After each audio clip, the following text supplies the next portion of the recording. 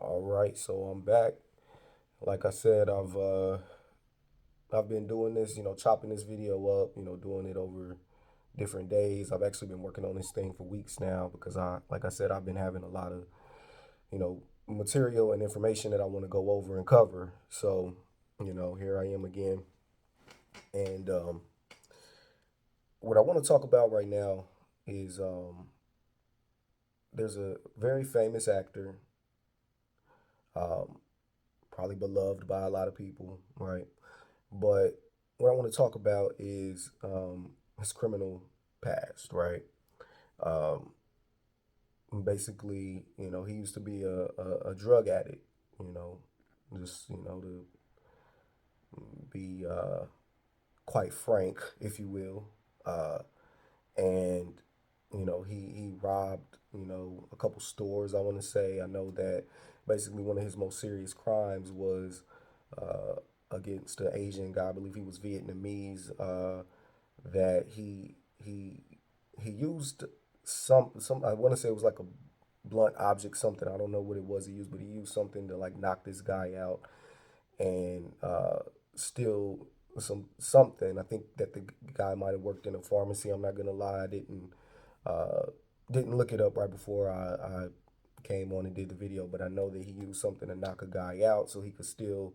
Uh, it was some type of drug, but it was like a pharmaceutical drug. I want to say from someone, and he did yell some like racial epithets at this person, and when he was running away, he also punched another guy in the eye that was also Asian. And this was way back, I think, in the late 80s, early 90s. And I actually want to say it was in the 80s. The person I'm talking about is Mark Wahlberg, right? He's been in quite a few movies. Um, very famous Hollywood actor, right? And the reason why I'm bringing him up is because of when you I wanted to correlate him with George Floyd, okay? Because a lot of people, um, when it comes to George Floyd and what happened, right? You'll see sometimes people on social media talk about, his criminal past and, things of that nature, right? Now, mind you,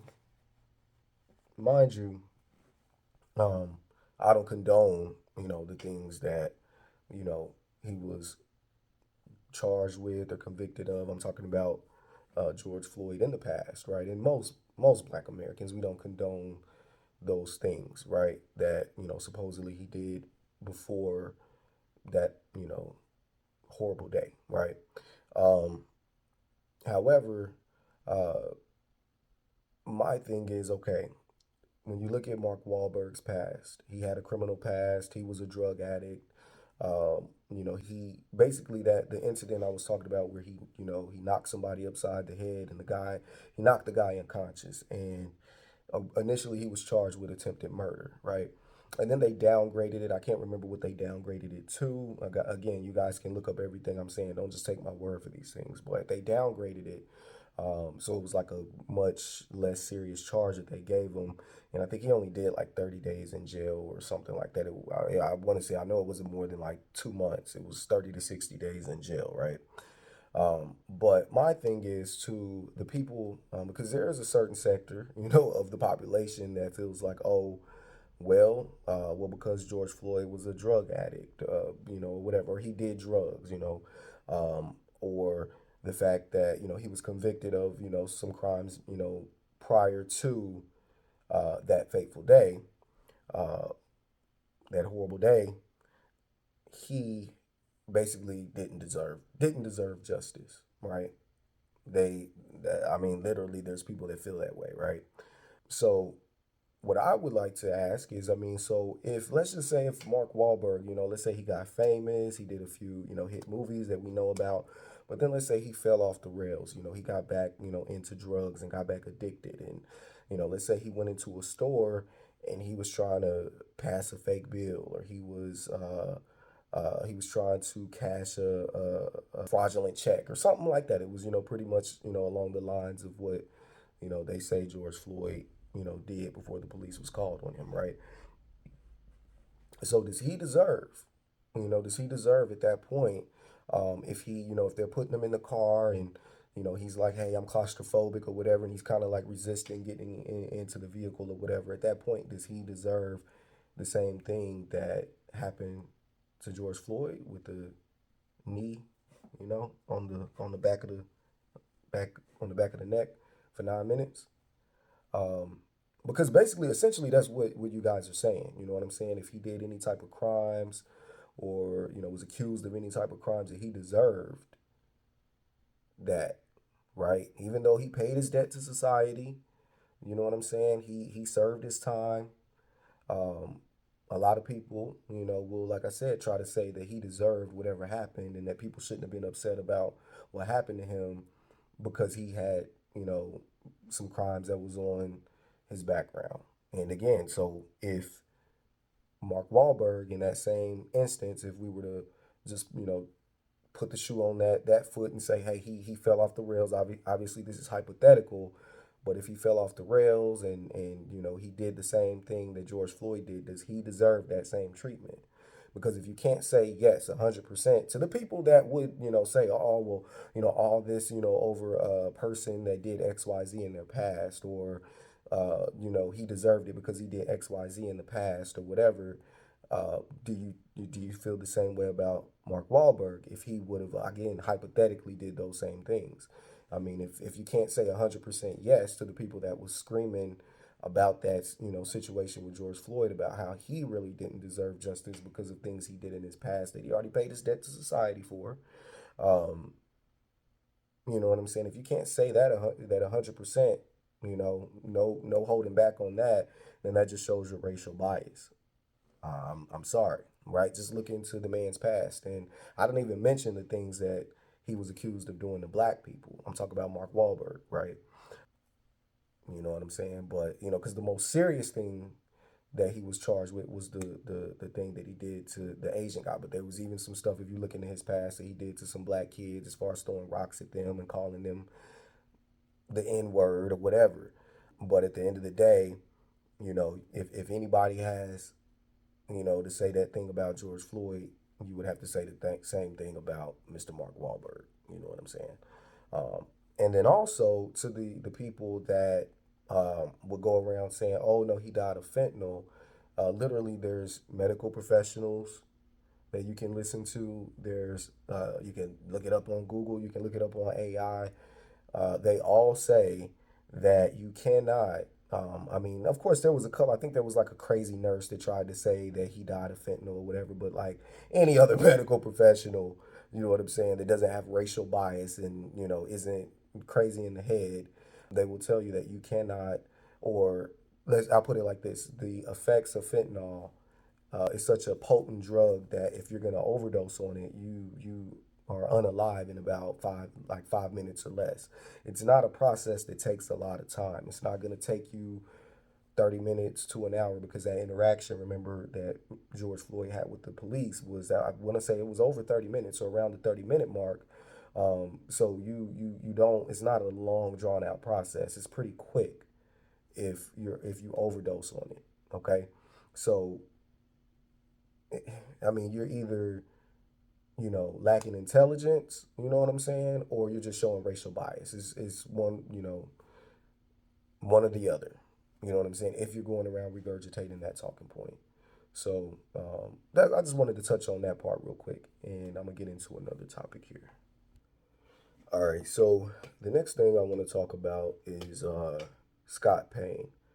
He was a previous FBI agent, and he was able to infiltrate a lot of hate groups that exist here in the U.S.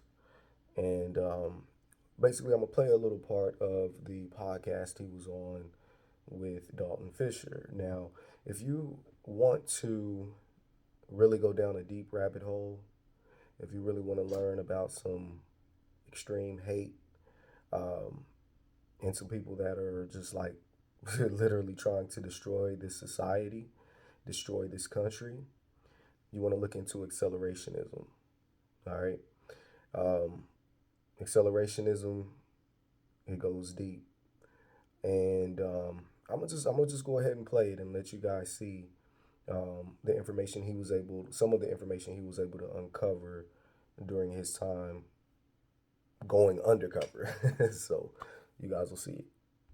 All right. So the next thing I want to talk about is um, Scott Payne.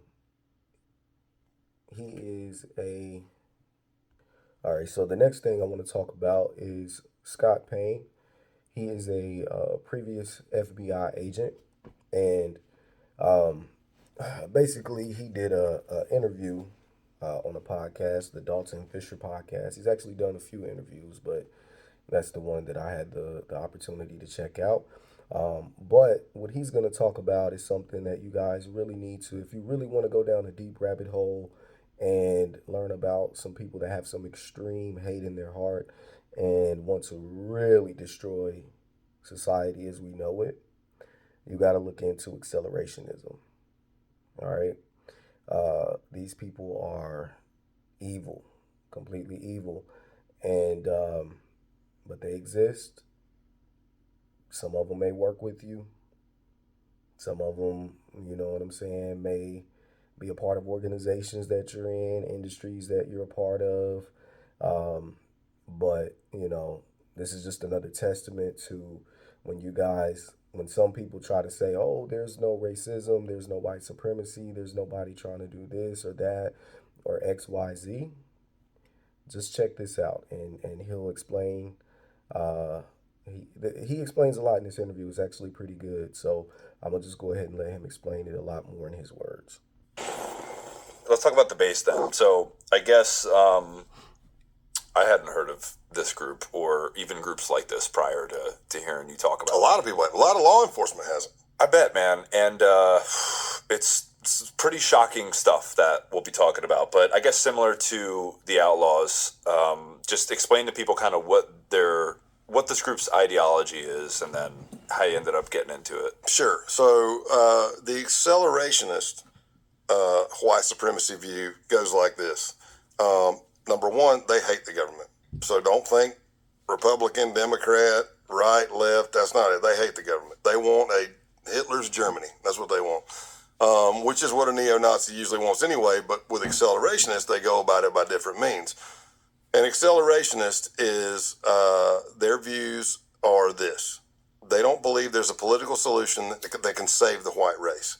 They believe that society is going to collapse on its own or from man-made events, and they want to accelerate. They want to speed up the collapse of society because in their mind, when the collapse of society happens, then they can come in, clean house, and have their own ethno-state. That may not necessarily mean the entire United States, but I can tell you that when I was in the base, my cell, CELL, was looking at property. My cell and the Maryland cell were looking at property in the Appalachian Mountains. There was a Northwest, Midwest, Detroit, out of Detroit area in Michigan. They were looking at property in the Upper Peninsula of Michigan. The Pacific Northwest, they already had property. The leader of the base had property in the Pacific Northwest. So that kind of compound idea, we run our own thing, we are our own doctors and everything. Again, not a lot of afterthought on some of that stuff, but that's the idea. And they want to do it through like guerrilla warfare tactics. You're not going to see an accelerationist out on the street in a hood and a robe or walking down the street with signs protesting and yelling racial slurs. They don't want to do that. They believe, number one, that makes them a mark, lets everybody know who they are, and it does no good. What they believe is, let's do guerrilla warfare tactics. Let's do small attacks like we take out a power plant or power grid. We take out a water system by poisoning it. You kill lefties. You kill anti-fascists. You kill non-whites. Burn their businesses, stuff like that. Slash their tires. Anything to create chaos, to start the downfall of society.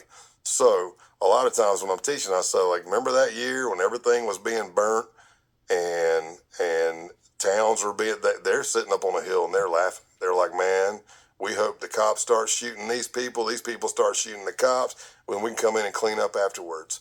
And that is one of the plots we uncovered in that case. Something very similar. They were going to start popping rounds at a Second Amendment gun rally protest that was going to be in January of 2021 in Virginia, because the governor at that time was a Democrat that was running pretty tough on gun control. So they knew that like militia, Second Amendment, 3%er people would be there. They knew there'd be protesters and probably cops, and their idea was, hey, if we can pop a couple of shots, maybe nobody knows who's coming from, and everybody just starts shooting each other. Maybe that's the beginning of the Boogaloo, D-Day. But I will also say that what I learned through time of being in the movement and working those types of cases and developing sources of information afterwards is that when we were doing the base and there was Adam Waffen, that was kind of like the two main accelerationist groups. Everywhere else it was kind of considered cringe. By the time, let's just say a year or two after we took down the base, like we were being told that 90% of your white nationalist groups were all claiming accelerationism. And that's not good. And also, in most accelerationist groups that I was aware of, if you scratch the surface enough, whether they say they're pagan or the Christian identity, most of the ones I interview were pagan, but that's not to say that they're pagans for real. Just like white supremacists take the Bible to come up with the stories for Christian identity, which is not Christian, it's not Christ following, it's called Christian identity. It was totally white supremacist. They were doing that with paganism. I've got good friends who are pagans, peaceful, spiritual people, and what the white supremacy movement was doing with that, kind of like Hitler, he was looking at Norse mythology and stuff like that as well. They're taking it and twisting it to their own ideology. But what we found is if you scratch enough in a lot of these groups, there's usually a member of Order of Nine Angles, or there's some other groups out there now, and those are heavily satanic white supremacy groups. And when you look at Order of Nine Angles and others of that nature, they are big, at least they're proponents of, and if you get into their chat rooms, you're going to see some horrific stuff, because they're big on sexual abuse, rape, and pedophilia. Oh, yeah. Like, big on it. Like, All right. So, again, if I didn't say the name of that podcast, that's the Dalton Fisher podcast, and he was interviewing again Scott Payne, former FBI agent. So you can see that there's some extreme, radical, racist people that are part of that accelerationist movement. Again, if you really want to know about some devious, heinous plans and individuals, you want to look into accelerationism. All right, and I'm also gonna play a story of a guy who his name is. I've heard some newscasters call him Ryan Philippi. Some people pronounce it Felipe or Philippi, but either way, he's a 24-year-old guy in Tennessee that the FBI stopped, and he is also a part of that accelerationist group. So this one's going to be a little bit shorter of a clip, but you guys check out what he was planning to do. A brazen plan to attack part of Nashville's power grid stopped just in time. Over the entire summer, the concern is just growing. He's coming up with other ways to wreak havoc, from blowing up power plants to derailing a train. Acting U.S. Attorney Thomas Jaworski says agents honed in on Skylar Philippi after he spoke about carrying out a mass shooting at a YMCA near Columbia.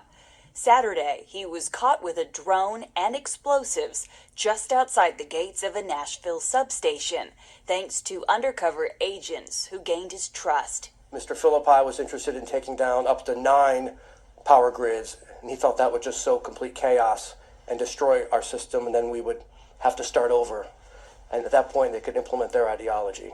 For months, the FBI had been tracking the 24-year-old and his extreme ideas tied to a white supremacist group. They say he researched previous attacks, including in North Carolina, where assailants shot at a substation to knock tens of thousands of people off the grid. The Justice Department says Philippi targeted Nashville because it is a financial and technological hub. It is terrifying, and part of his interest in Nashville, he said he was 100% committed to hitting Nashville. I'm quoting him. And that's scary because he wants to hit high economic impact cities. He said he wants to hit high tax cities, really things where you can harm an economy. Philippi, who also has ties to Buffalo and Louisville, had just started a job with Ryder in Spring Hill. The U.S. Attorney says this doesn't appear to be connected to the election, rather a desire to make a mark, no matter the cost. The agents offered him the opportunity to back out just before they went to the site. And to quote him, "I'm fully committed to this. I want to do something big and go down in the annals of history." In Nashville, Hannah McDonald, News Channel 5. All right, so as you guys can see, he had a plot to destroy the Nashville, Tennessee power grid, right? He literally was ordering the explosives to do so. And, he was preparing to really take it there. And it wasn't just going to be Nashville, trust. He wasn't going to stop there, obviously, if he was able to get away with that. So again, like I said, we got to hold our W's because we're not involved in stuff like that. We don't have whole organizations built up that are looking to literally destroy this country and start some type of ethno state. Okay, we're not involved in those type of things. You know what I'm saying? We're not ordering explosives to try and take out power grids. We're not trying to poison the water supply. We're not trying to start some type of complete chaos and anarchy. So again, when people try to say how violent and all these things that our community is, again, most times when it comes to us is definitely personal beefs. None of us are sitting around here condoning any type of violence, but we're not doing that. You know what I'm saying? Literally, people that are trying to completely destroy our society, destroy our country. It's just not us. And I also encourage you guys to check out the full interview of Scott Payne. It's about 25 minutes long of him on that Dalton Fisher podcast. It's actually pretty interesting, the things that he's uncovered and all of the things that he talks about in there.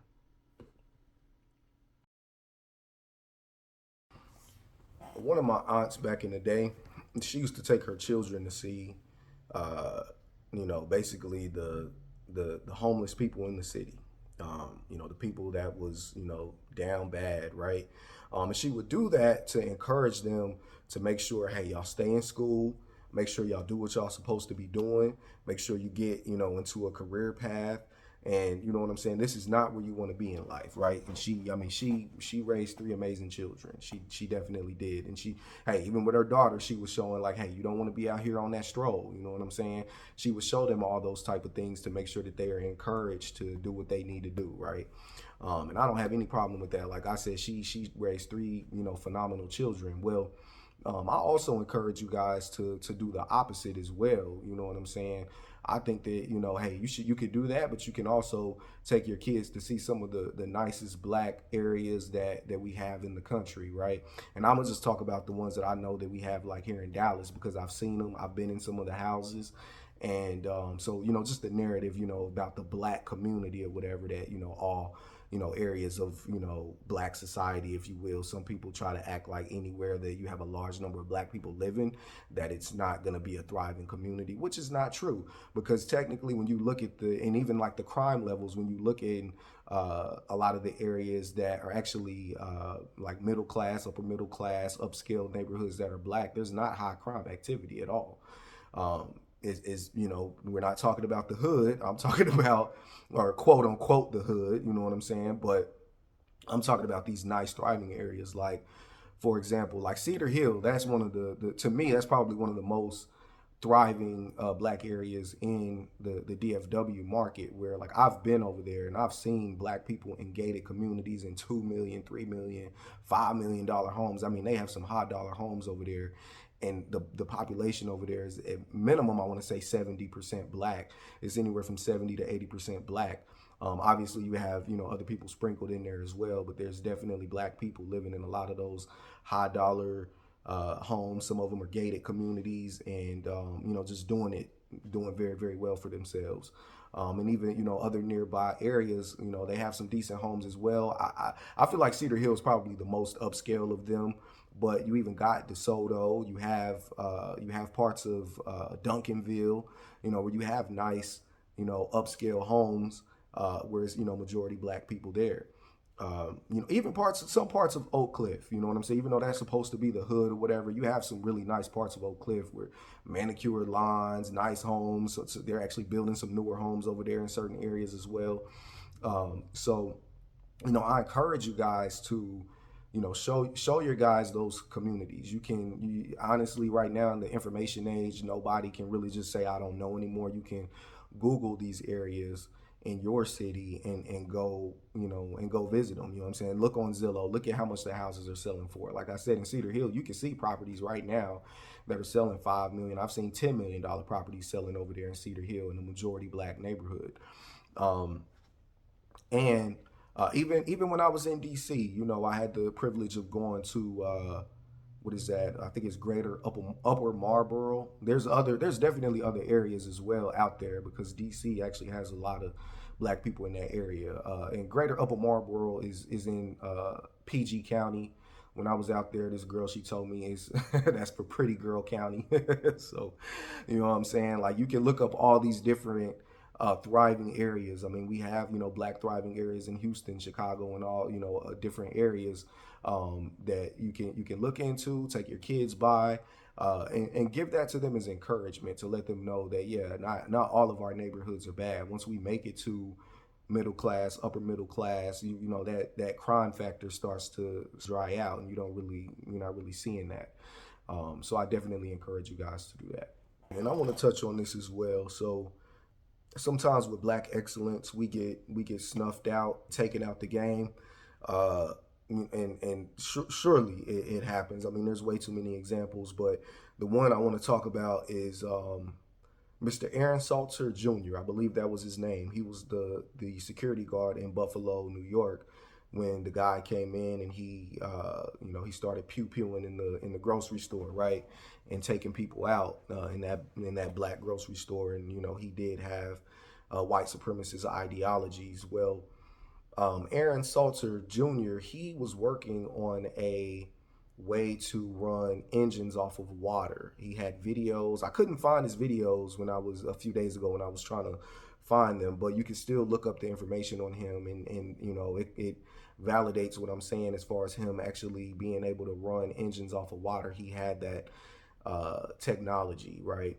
And my thing is, I personally think that it wasn't a coincidence that the guy came into that store and did what he did. He cased that store out before and mind you, if you're just gonna go in and just start unaliving people, why do you need to go there and check it out and everything like that first? You know what I'm saying? I think he did that some days before. I think it might have been more than once, but at the end of the day, he took out that brother that had that technology. Aaron Salter Jr. Look him up. I believe that's his name. If I'm wrong, you can just look up the security guard in Buffalo, New York, that had the technology to run engines off of water. So my thing is, the people who y'all look at again and y'all act like their mouth is a prayer book is the police officers. And one thing that a lot of police officers will say is that there is no coincidences in law enforcement. Okay, so I don't believe it was just a coincidence that he was unalived in that situation. I believe that he was honestly probably the intended target. Come on, you have that type of technology that can revolutionize not just America but the world.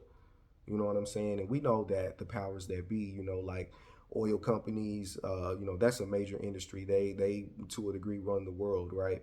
And to be fair, there was a white man who had a similar type of technology in the 80s that he came out with. Well, he's no longer here either. You know what I'm saying? So you know, if they'll take out a white man for having that type of technology, they dang sure will take out a black man for having that same type of technology. Now, the white guy, I cannot remember his name. Um, I can't remember his name right off, but uh, he supposedly he had, you know, was showing people all this technology, and then supposedly he started getting lawsuits saying that his, you know, it wasn't, supposedly it wasn't valid or whatever, what he was trying to sell or whatever. But um, at the end of the day, people were still very interested in it. So he went out of the country. I want to say it was maybe Honduras, and uh, he met with some investors that was looking to buy that, you know, what he, you know, his technology, right? Well, allegedly he took a drink of some cranberry juice or something like that, and he started grabbing his chest and he said, "Oh my God, they killed me! They killed me!" or something like that. He said something to that effect, and he ran out of the restaurant and he passed away. That was what I was able to research. If I'm wrong, y'all can. But I know that the man is unalive anymore, and he did say, you know, that, you know, he thought they poisoned him or they did something to him or something like that. I think he said they poisoned me. Maybe it wasn't that they, you know, me, you know, they killed me or whatever, but you know, he said that they poisoned him, right? Well, they said, you know, his autopsy said he had an aneurysm. You know what I'm saying? I'm like, yeah, they gonna make that autopsy say whatever they wanted to say. That's how I feel about it. But I think that, you know, he was unalived as well because of that technology. So if he was unalived, you know, for that, you know what I'm saying? Of course they would, you know, a black man, you definitely can't have that type of technology and threaten their, I mean, that's a whole industry that you're literally threatening at that point. You know, both of these men died of, you know, mysterious circumstances. Um, and I understand that the guy that went into the grocery store, he had, you know, all these, you know, ideologies, white supremacist ideologies and things of that nature. That's why he allegedly targeted that grocery store. But like I said, like police officers say, there's no coincidences in law enforcement. You just, you know, supposedly, you know, pick out the store where this guy that has this revolutionary technology obviously hasn't made it to the point of selling his product or getting it on the market or whatever, you know, so he's still doing security work. You pick his store as the one to go in there and just start shooting. You know what I'm saying? It's almost kind of too convenient for it to just, you know, that's the exact story. You know what I'm saying? But that's how I feel about it. That he was actually probably targeted because of that, and you know how they say with MK Ultra and all this extra stuff that, you know, the powers that be, like, yeah, the people that got the money to actually instill something like that into somebody and have them go act out what they need them to act out. I mean, yeah, I believe that that could be a very real possibility. I'm just saying. And before I wrap this up, I just want to mention to our black brothers and sisters throughout the diaspora. You know what I'm saying, especially from the continent of Africa. I just want to mention to you guys that back in the day when the dominant society, they would when they would talk down on us, when they would be, you know, trying to go in on our community, one of the main talking points, or one of the talking points that they would default to, is why are all of the black countries or the black ran countries in the position that they're in. You know what I'm saying? That would be, you know, and that's a nice way of putting it. I'm gonna be honest with you, because they wouldn't say it that nice.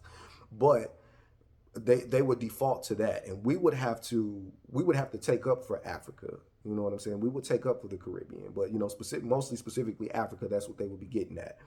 And you know, we would have to talk about how, you know, Africa was decimated because of, you know, wars and, you know, colonization and, you know, all of those type of things. And then when we were able to start, you know, some of us was able to, you know, start traveling over there and bring back, you know, the stories of how things really are over there. That it's not all bad. You know, you actually have nice thriving cities as well over there, right? Even though there is certain, you know, there is a lot of, you know, poverty and things of that that's going on over there. That's not the totality of what is happening. And it would be us that would have to push back against that. it would be us that would, start to show more positive images of Africa. Because honestly, back in the day, all you would see was negativity. They would always show us the poverty. They would show us the wars, the forced female circumcisions, the famine. You know what I'm saying? That is the only images that we would get of Africa back in the day until we started kind of trying to change the narrative a bit. Some of us would wear the African garb and things of that nature. I remember my grandma even used to make some of her hats because she used to actually make hats. She was pretty dynamic. She did a lot of things in her life, but that was one of the things she used to do. She would make hats, and she would go to different vendor events and sell them, and I used to help her out. But some of her hats would be in like African garb, if you will, that she would sell. Now I'm not gonna lie, I don't know which country, which tribe or whatever would actually wear though, because I know that that's one of the things that sometimes we would get wrong. Like, okay, hey, we go to an event that's supposed to be for, I don't know, maybe Kenyans, and then somebody wears something that like somebody from Nigeria would wear. So that part I'm not 100% sure of, but I just know it was some type of African print that sometimes she would use. But we as Black Americans, we always big up to Africa. So when you have in today's day and age where you got people sometimes going back and forth throughout the diaspora, mostly on social media, it's really disheartening to us, a lot of the things that we found out over the years, as far as you guys being anti-Black, anti-American, Black American. You know what I'm saying? Because we never really had those views of you guys. We were always accepting and embracing and always big upping Africa. You know what I'm saying? And let me touch on the whole, y'all call this African booty scratchers. That's just such a silly talking point, because that was something kids would say to each other. I've been called that. I've called other kids that, but it was never something that we just looked at Africans and said, oh, y'all African booty scratchers. Like, no, it was a silly joke that we as kids said to each other. And then in actuality, what is an African booty scratcher? Like, I mean, is that really something that y'all, do y'all have people that are assigned to booty scratching jobs in Africa? I mean, it's not like we're really making it fun of a serious thing. That would just be something funny, again, that kids would say. Nobody in their 20s or 30s or beyond is calling you, is saying, even using that term. And I don't even know if kids use that term anymore, to be honest with you. But, for me, I think that a lot of us just really kind of had to realize that some of you guys are not aligned with us. Now, now this is the thing, because like I said, I got friends that are from the continent and they don't have those type of views. You know what I'm saying? But I've also met people that do. You know what I'm saying? And that's why we have to address these things, because I have been around people that try to say Black Americans have no culture, which is the craziest thing ever. Literally the craziest thing ever. Because again, we wouldn't have people all over the world emulating us. Do you know, when I lived, okay, like I mentioned earlier when I first started doing the video, that I lived in a complex that was primarily East Indians, right? When I would go to the swimming pool and they would be blasting their music, I would sit there and listen, and I'm like, wait, this sounds exactly like hip hop. This sounds exactly like R&B. The music, all the music that they were playing, it would sound exactly like our music, and it would be in their language, their, Punjab or Punjabi, and they have a few different languages over there. It would be in their different languages, but it was our, like I could the beat, the harmony, all the melody, all of that stuff, that the syncopation, everything was like Black American music. All right. And then when I look into it, there are Indian rappers. They have Indian rap. They have a form of Indian R&B. And I'm sure probably other genres that we popularized that, we may not be known for doing in today's day and age, but we started them. We were the roots. Yeah, they do our music all across the world. Another place that you might not even think that they rap and do R&B, they have their own forms of music that we created. Iran. There is Iranian rappers. There was one guy who supposedly he went to jail. I think they tried to give him the death penalty, but because of international pressure and things like that, they I don't think they put him to death, or they commuted that sentence or whatever, to where he was able to get parole or get out or whatever at some point. I don't know if he's out or what, but at the end of the day, they do have Iranian rap. They have Iranian R&B. You know what I'm saying? So people wouldn't be doing our music. They wouldn't be dressing the way we dress. I heard that it's Asians like in Japan who pay big money just to get their hair in the style of a Black American afro. You know what I'm saying? So us as Black Americans, do not ever, ever, ever let anybody try to tell you we have no culture. Don't let people try to tell you that we have so much violence in our communities. When you look at the countries that a lot of these people come from, and then you look at our communities, we don't hold a candle. We don't hold a candle to what some of these people have done in their countries. We don't hold a candle to what people come over here and do in our country, because we're not going over to their countries doing the same thing. Like I continuously say, we're not trafficking people into your countries. We're not bringing drugs into your countries. We're not bringing people into your countries and then having them organize with us to bring illegal firearms into your countries. You know what I'm saying? So we as Black Americans, we just got to stay rooted in our resilience, rooted in our spirituality. Hey, if you're religious, rooted in your religion. But honestly, for the most part, we just have to be rooted in our togetherness. You know what I'm saying? And to be honest with you, like I said, I have friends from all walks of life. And the thing is, with Black Americans, we're not begging anybody to be our friends, though. Let's just keep it a buck. We're not begging anybody to be our friends because we know a lot of y'all don't like us, a lot of y'all don't love us. But the thing is, we love us. We love us, and God love us. We good. We are great. You know what I'm saying? So regardless if you hate us or love us, we gonna be all right. You know what I'm saying? And so we just got to make sure we stay rooted in that, stay rooted in your family, be at a state of peace, but protection. You know what I'm saying? And honestly, I think for the most part, I think I got everything really off my chest. You know what I'm saying? I just want us to understand that if we ever really wanted to, we could have a major propaganda pushback against anybody that has anything to say about anything that we've ever done, or anything that anybody in our community has ever done, because we could always hold up and show all these different images of people in their group that are doing all these different things, all these organized crimes that they're allowed to do, the fact that you have all these groups, white supremacy groups within law enforcement, that they're really not doing much about. You know what I'm saying? And so when they say, all the violence and all this and all that in our community, how can you 110% be sure that all of these, you really can't be sure that all these crimes that they say we're committing is valid.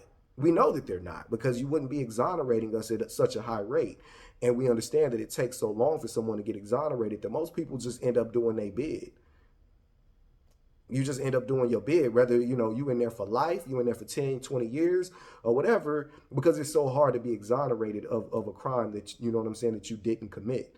So at the end of the day, you cannot ever, ever, ever say that those stats are going to be valid. You know what I'm saying? And all those talking points that they always try to spew, a lot of that stuff is just not valid. It's propaganda. So at the end of the day, let's just continue to love one another, continue to be Black first, continue to uplift the community. And that's the one thing that I want to continue to do as a Black man, as a Black American man. All right, I'm going to continue to uplift my community and continue to try to give back as much as I can. You know what I'm saying? That's why I'm trying to grow in business and things of that nature, because I don't believe you can give back or do anything for anybody if you're broke, if you're out here destitute. You know what I'm saying? Some people are scared to, you know what I'm saying, to get money and get to riches and things of that nature. And that's one of the silliest things and silliest ways you can be. You should always be encouraging your children in the youth to want to do better and to get out here and make money, obviously legally. Make sure you're doing everything, legally. But, we got to get out here. We got to get our money up. We got to get our communities in a more thriving state. We need more communities like the ones I was naming. And it's not too late. It's never too late. We can always continue to build and continue to improve. And that's just what I want us to do. So I feel like this is an early Black History message, because I'm probably gonna just do a Black History, Black History Month video once a year. You know what I'm saying? Because my goal, like I said, is to put out there entrepreneurship and real estate information, because that's my bag. That's where I'm at in life, right? But I just felt like, again, we needed some encouragement, and that's why I'm doing this video. So And again, I got love for a lot of different people. I'm gonna mention this too real quick before I go. When I say I got love for a lot of different people, one of the main business partners that I have is a Latino guy. All right. Uh, Never heard him talk down about black people. Never heard him use the N word, whether it was in casual conversation or in a disrespectful manner. Not either way. I've just never heard him use that. You know what I'm saying? So again, it's nothing wrong with having allyship with people. You know what I'm saying? I fight for that man. You know what I'm saying? He's showing me solidarity. I show him solidarity. There's a white guy who's around my age who owns a lot of real estate, who's actually giving me a lot of real estate game. I've learned a lot of real estate game from black people as well, but I'm just mentioning other races right now to just say that there's nothing wrong with being cool with, doing business with, having solidarity with people, or anything like that. And one thing I want to mention about that guy is one reason I feel like to me he's an ally, just because all the information that he's given me, and I know that one thing about white supremacy is really keeping us locked out of opportunities. I've dealt with people where like I'm wholesaling a real estate deal to them, right? And I can call them and maybe ask them a few things or whatever. That's cool. But once that deal is over and they closed on the property or whatever, if I'm trying to call them and ask them too much information, it's like, all right, Derek, I'm walking into a meeting, I gotta go. I'm not gonna hear back from that guy. You know what I'm saying? Or Derek, I'm busy. You know what I'm saying? I can't talk right now. You know what I'm saying? I'm not gonna hear back from that guy. He's not gonna give me the information. But the guy that I'm talking about, you know what I'm saying? He has if he's busy, he'll make sure he calls me back. And he'll make sure that I have the information. He'll break it down. He'll explain it to me in a way to make sure that I can understand it. He's not going to get off the phone until I understand it.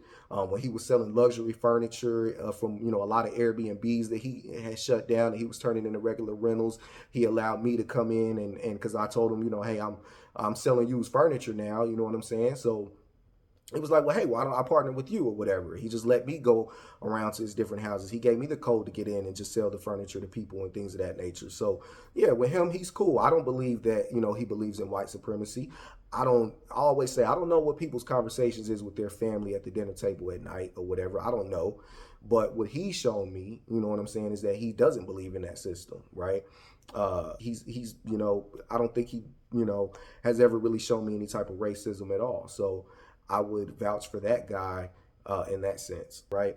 So, just that, you know what I'm saying? Shout out to him. And this is the thing. This is the thing. So some of us need to understand, again, shout out to him. I appreciate him. But the thing is, some of us like to walk around with blinders on because we understand that, okay, yeah, there's some people who don't believe in that system, but that doesn't mean it doesn't exist. All the proof that I've shown you guys lets you know that it exists, right? There's some people, here who don't believe in it, who, want, some of us to make it and want the best for our community. But, that doesn't mean that we don't acknowledge that it's way too many people out here that believe in the system, that practice white supremacy. They've infiltrated law enforcement. And that's the problem. I think with some of you guys, you may find a few friends, you may find a few allies, and then you all of a sudden think, oh, it doesn't exist in 2025.